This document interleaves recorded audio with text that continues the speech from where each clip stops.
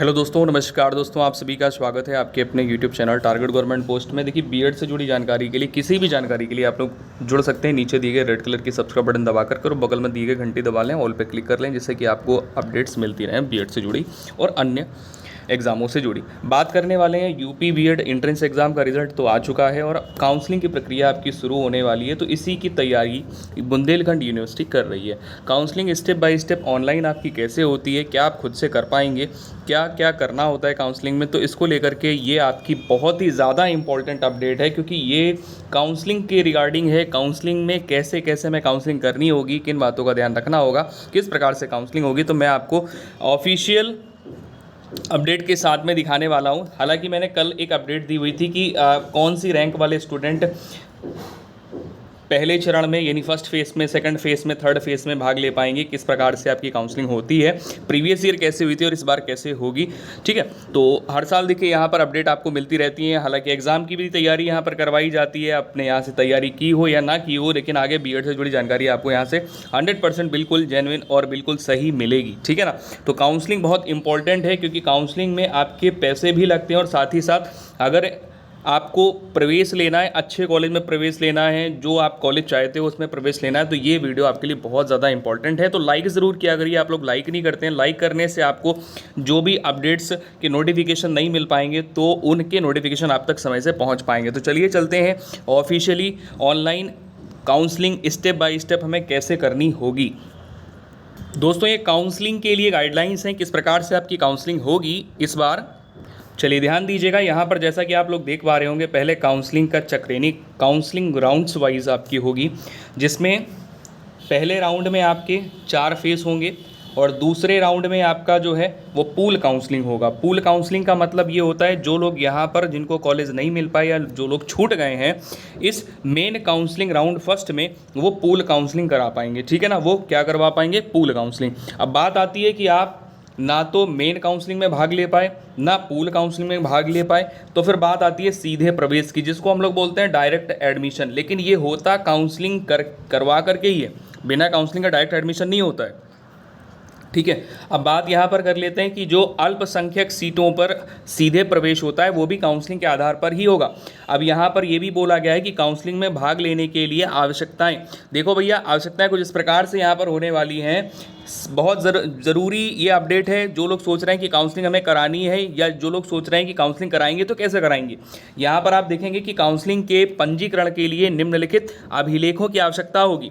यानी यहाँ पर देखिए, पहले जब आप पंजीकरण करवाएंगे, तो पंजीकरण मतलब होता है रजिस्ट्रेशन। रजिस्ट्रेशन आपका कैसे होगा काउंसलिंग करवाने के लिए, तो शुल्क की वापसी यदि कोई हो के लिए बैंक खाते का विवरण। अगर आपने फ़ीस पेमेंट करी हुई है, जो फ़ीस पेमेंट करी है वो आपने पर्टिकुलर किसी कॉलेज के लिए करी है और उसमें आपको सीट नहीं मिलती, तो जब सीट नहीं मिलेगी तो आपका जो पैसा रिफंड होगा वो किस में रिफंड होगा, उसके लिए सबसे पहले आपसे बैंक अकाउंट डिटेल ली जाती है।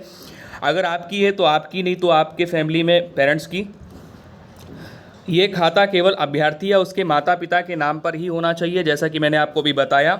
ठीक है, अब यहाँ पर यह भी बताया गया, यदि अभ्यर्थी को सीट आवंटित नहीं हो पाती है तो पहली काउंसलिंग में अभ्यर्थी द्वारा भुगतान की गई अग्रिम फीस या पूल काउंसलिंग में पूर्ण कॉलेज शुल्क की वापसी इस खाते में की जाएगी।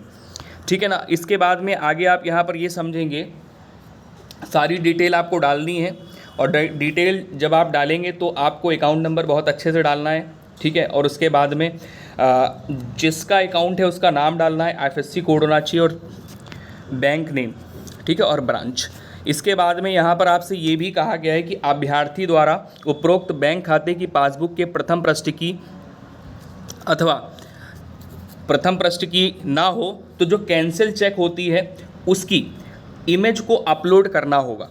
ठीक है ना, कंफर्मेशन के लिए। इसके बाद में यहाँ पर यह भी बोला गया है कि 2023 में बैठने वाले जो अभ्यर्थी हैं, जो 2023 में बैठने वाले जो अभ्यर्थी हैं, जो अभ्यर्थी 2023 में पात्रता परीक्षा में सम्मिलित हुए हैं, उन्हें काउंसलिंग पंजीकरण के समय अपनी पात्रता परीक्षा की अंक तालिका की स्कैन कॉपी अपलोड करनी होगी। ठीक है, ये ऑप्शन केवल उन्हीं के में आएगा जिन्होंने 2023 में लास्ट ईयर के एग्ज़ाम दिए हैं। ठीक है, क्योंकि अपेयरिंग में ये सम्मिलित हुए हैं। इसके बाद में यहाँ पर आपसे कहा गया है कि ओरिजिनल मार्कशीट होनी चाहिए, और अगर ओरिजिनल नहीं है तो फिर आपकी कैसी होनी चाहिए, इंटरनेट मार्कशीट में आपको क्या करना होगा, प्रिंसिपल से उसको वेरीफाई करवा लेना होगा, ठीक है ना, बस ये करवा लेना होगा। इसके बाद में यहाँ पर ध्यान देंगे, आपकी जो है ना फर्स्ट राउंड काउंसलिंग स्टार्ट होगी, तो रजिस्ट्रेशन हो जाने के बाद में रजिस्ट्रेशन कंप्लीट करने के लिए आपको काउंसलिंग शुल्क और जो एडवांस कॉलेज फ़ीस है, जैसा कि मैंने आपको बताया हुआ था कि आपकी जो काउंसलिंग फ़ीस होगी, जैसे कि 650 रुपये पिछले वर्ष लगी थी, तो इस बार कितनी लगेगी, 650 रुपये लगेगी या 700 रुपये लगेगी। इसके लिए अभी यूनिवर्सिटी ने कुछ जो है अपडेट नहीं दी है, हालांकि ऐसी ही काउंसलिंग की प्रक्रिया होती है पूरी, बस केवल फ़ीस का यहाँ पर इशू आ रहा है। तो 650 रहेगी या इससे 50 रुपये ज़्यादा हो सकती है, 50 रुपये कम हो सकती है, ठीक है। तो एडवांस कॉलेज फ़ीस आपकी होगी 5000 रुपये, जो कि आपकी कैसी होगी, रिफंडेबल होगी, आपने जो अकाउंट डिटेल दी है उसमें, अगर आपको कॉलेज नहीं मिलता है तो, ठीक है। इसके बाद में यहाँ पर देखिए ये बोला गया है, जो ज़रूरी बात है वो मैं आपको बताऊँगा, ठीक है। ये सब कुछ कर देने के बाद में आपका एक रिसिप्ट आ जाएगी, रिसिप्ट को संभाल के रखिएगा, बहुत ज़रूरी है आपके लिए, क्योंकि आप फ़ीस पेमेंट कर रहे हैं तो आपके पास में प्रूफ होना चाहिए, तो रिसिप्ट को संभाल के रखिएगा। ये काउंसलिंग फ़ीस नॉन रिफंडेबल होती है। इसके बाद में चॉइस फिलिंग करना होगा। चॉइस फिलिंग के लिए आप यहाँ पर ये ध्यान दीजिएगा कि अगर आप संस्कृत बीएड कॉलेज चाहते हैं तो वहाँ पर एक ऑप्शन होगा, वो आपसे यस और नो पूछेगा, तो आपको वहाँ पर यस करना है या नो करना है वो आपको ध्यान देना होगा, ठीक है। साफ साफ वहाँ पर आ जाएगा, संस्कृत बीएड, जो संस्कृत से बीएड करना चाहते हैं या संस्कृत कॉलेज चाहते हैं उनके लिए ऑप्शन होगा अलग से, ठीक है। उसके बाद में आपने अगर जेंडर गलत कर दिया है तो एक बार आपको फिर से ऑप्शन मिलेगा, जेंडर वहाँ पर आप सही कर पाएंगे, ठीक है।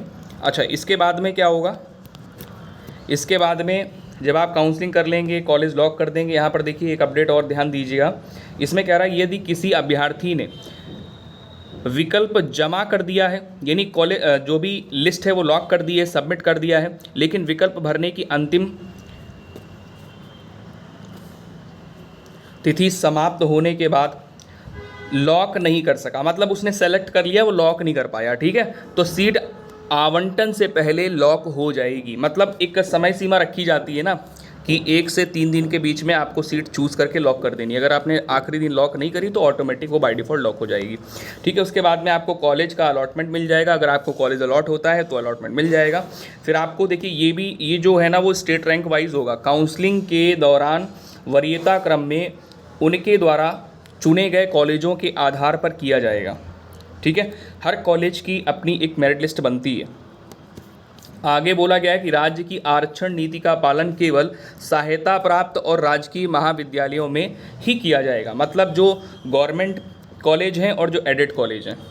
इसके बाद में यहाँ पर आपसे ये कहा गया है कि सीमा कह रहे हैं, सीट आवंटन परिणाम केवल अभ्यर्थी लॉगिन पर उपलब्ध होगा, यानी लॉगिन करके ही वो देख पाएंगे। आगे यहाँ पर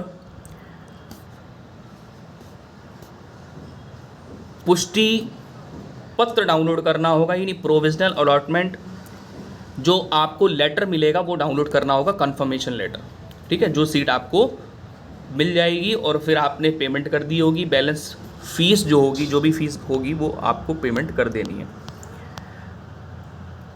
ठीक है।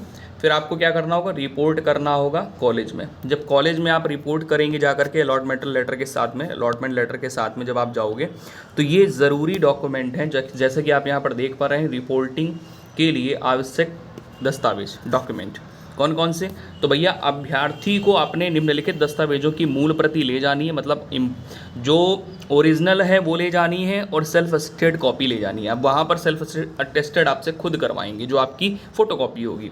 इसके बाद में यहाँ पर आप ये देखेंगे कि जो आपका अलॉटमेंट लेटर है, जो कि BU इस बार आपको देगा, हालांकि ये पिछले वर्ष का है तो बरेली ने एग्ज़ाम कराया था तो बरेली ने ही आपको अलॉटमेंट लेटर दिया हुआ था। इसके बाद में आप यहाँ पर देखेंगे कि जो आपका बीएड 2023 का आवेदन पत्र है, प्रवेश पत्र है और जो स्कोर कार्ड है, ये आपको संभाल के रखना है। बाकी हाई स्कूल के प्रमाण पत्र हो गए, जो आपके क्वालिफिकेशन वाले प्रमाण पत्र हैं वो सारे हो गए, ठीक है। इसके बाद में आप यहाँ पर देखेंगे कि आपका कैटेगरी, सब कैटेगरी और वेटेज सर्टिफिकेट, ये आपके ओरिजिनल आपके पास में होने चाहिए और इसकी फ़ोटोकॉपी, ठीक है। ये आपको सारे डॉक्यूमेंट लेकर के जाने हैं। साथ ही साथ आपको 2 फ़ोटो यहाँ पर बोली गई है, तो 2 फ़ोटो की जगह आप 4 फ़ोटो लेकर के जाइए। कभी कभी कॉलेज में जो फॉर्म भरवाया जाता है उसमें आपके 2 उसके लिए फ़ोटो लग जाती हैं, और आपके जो डॉक्यूमेंट सबमिट होते हैं उनमें एक एक फ़ोटो ले लेते हैं ये लोग। और सभी जो आपने पेमेंट करी है उसकी फ़ीस रिसिप्ट है, ये बहुत ही ज़्यादा ज़रूरी है। फ़ीस रिसिप्ट लेना ना भूलें पेमेंट करने के बाद, ठीक है। इसी प्रकार से आपकी पूल काउंसलिंग होगी, लेकिन पूल काउंसलिंग में क्या होना है कि इसमें फ़ीस पूरी आपकी सबमिट हो जाएगी,